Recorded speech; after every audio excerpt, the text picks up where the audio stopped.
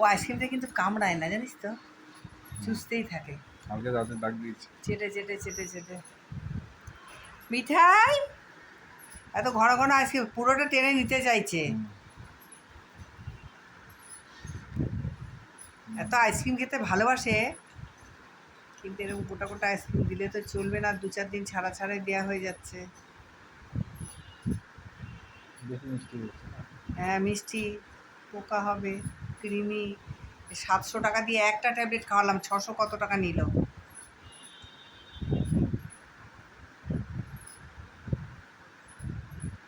বাহার দেখো, চাটতেই থাকে। হ্যাঁ, আগে তো যা পালা। আর খেতে হবে না, পুতুকে দিয়ে দে। যা যা যা পুতুকে দিয়ে দে, পুতুকে। পুতু খাবি আইসক্রিম?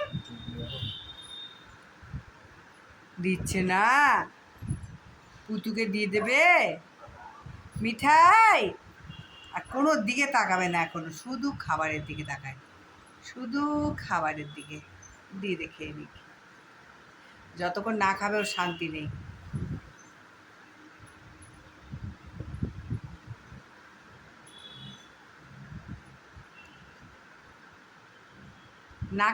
নাকে থেকে চেটে চেটে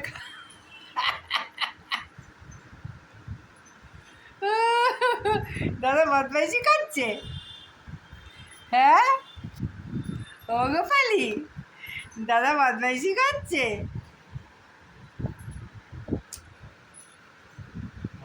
দেখি বাবু তোর মুখটা। হ্যাঁ, ডিউটি থেকে এসেছি তোকে দেখি।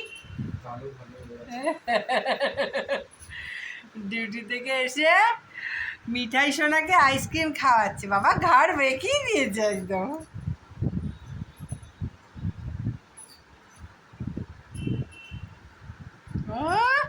সাবার করে দিলি তাহলে,